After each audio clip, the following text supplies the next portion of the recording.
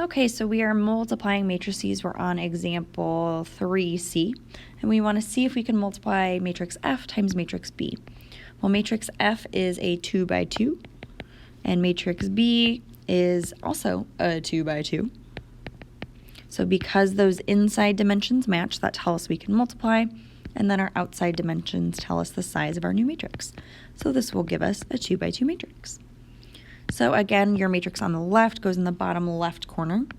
4, -7, 3, -5. B is the matrix being multiplied on the right, so it goes in the top right corner.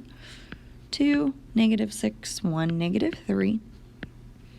And we draw in our dotted lines down the columns of our matrix on the right and the rows of our matrix on the left. Sure enough, we expect this to be 2 by 2. So to find our element in the top left corner, we multiply from the outside in. 4 times 2 is 8.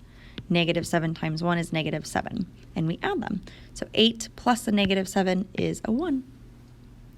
Then to get our element in the top right corner, we take 4 times -6, which is -24, and then a positive 21. So -24 plus 21, we get -3.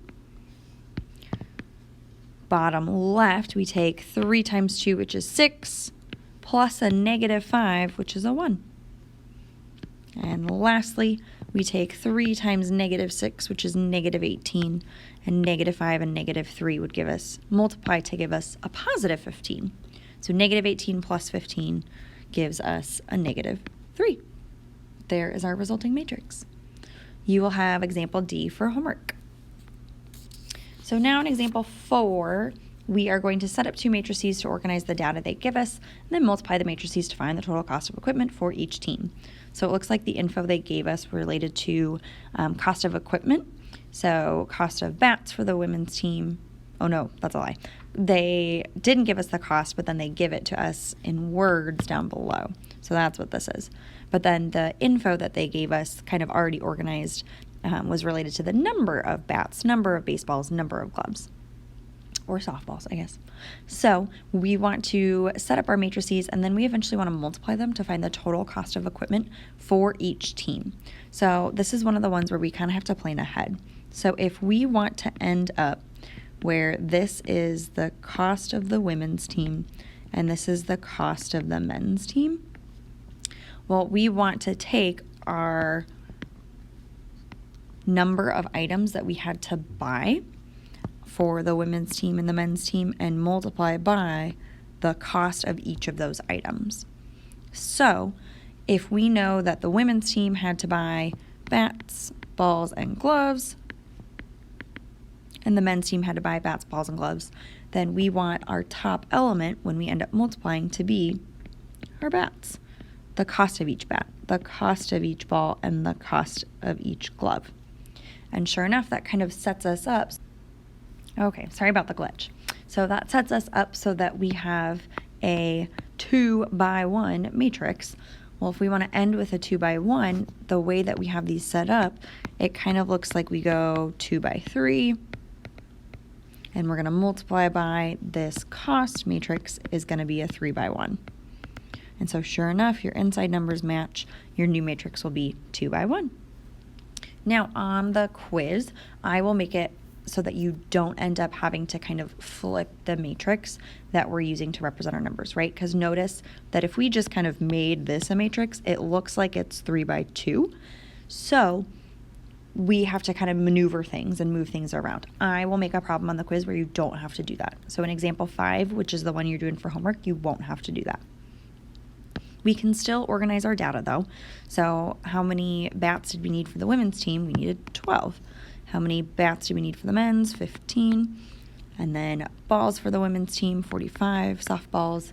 And then baseballs for the men's team, 38. 15 gloves for the women's team, 17 for the men's team. And then each bat costs $80. Each ball costs $6. And each glove costs $60. So now we can perform this matrix multiplication. So to find the cost of the women's team, we'll take 12 times 80 plus 45 times 6 plus 15 times 60. Altogether, that gives us $2,130 spent on the women's softball team, sorry. And then in our bottom row, we'll take 15 times 80 plus 38 times 6 plus 17 times 60, and they spent $2,448 on the men's team. Alrighty, so like I said, you have example 5 for homework. So we will jump on to example 6, find the determinants of the 2x2 matrices found on the page above. So matrix B was set up as, oopsies, that's a bracket, 2, -6, and 1, -3.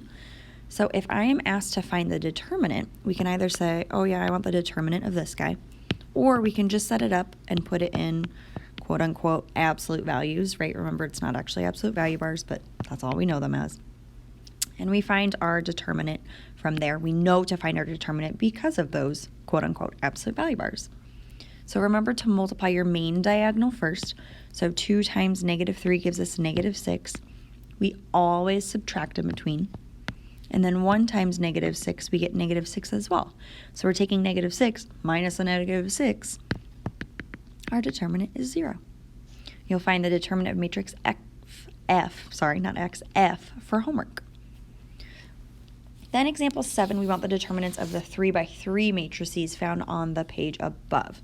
So we are going to find these by hand, and for your quiz, if you are just asked to find the determinant, you can do that by hand. It's when we get down to the problem below, when we use Cramer's rule, that we'll do this using our calculator. But matrix C, and I'm going to go ahead and put it in our quote-unquote absolute value bars to begin with. So we've got 4, 2, 1, -2, 0, -3, -1, 3, 5. Perfect. Now, when we find the determinant, remember that the first thing we do is copy our first 2 columns. So we go 4, 2, 1, and then we copy -2, 0, -3. And then this is when we got to use all the colors of our rainbow. So we took 4 times 0 times 5, and we get 0.